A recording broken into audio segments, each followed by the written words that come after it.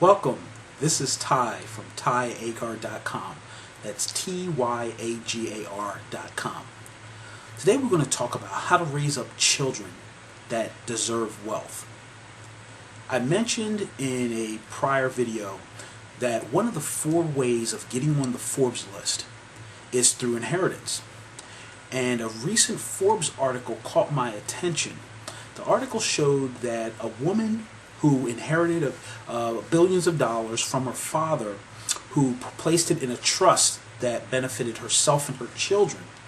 I found this article to be interesting because not that she inherited the wealth from her father, but that she was seeking the court system to disinherit her children on the grounds that they were unfit for wealth, since they were spendthrifts. The children had no initiative, they didn't work, they didn't have any drive.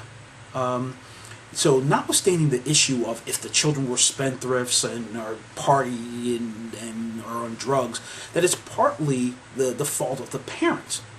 But I just want to spend some time addressing the issue of how do we make children that truly deserve wealth or are fit for wealth. Now, as a Yale-educated parent, I'm well aware and well understand the drive to push our children to our high expectations. I also understand the flip side, that children of high-achieving parents have difficulty living in the shadows, so to speak, of their parents and finding an identity. So I understand that can lead to problems. So how do we balance it? My approach is that in order to create children that deserve wealth, we need to do a few things.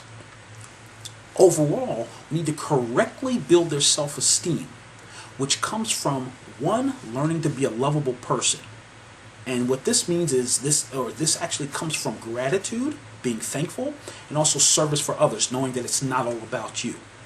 The second thing is to teach them competence. Now, competence it comes from learning personal responsibility for a person's actions and dealing with the consequences of those actions. So this really addresses some of the common issues that people have with parents in the United States, where they talk about this tiger mom issue, where United States, U.S. parents, or U.S. children rather, they have high self-esteem, quote unquote, feeling good about themselves, but it's unjustified because they can't do anything. So how do we teach being a lovable person, and how do we teach competence? I would suggest that we focus on being a responsible parent versus being a good parent. The good parent tries to protect their child from harm. However, that child becomes crippled down the road. The responsible parent, on the other hand, allows the child to, within reason, to make mistakes and to learn from those mistakes. So how can we best be a responsible parent? I would suggest to focus on the process versus the product. The process versus the result.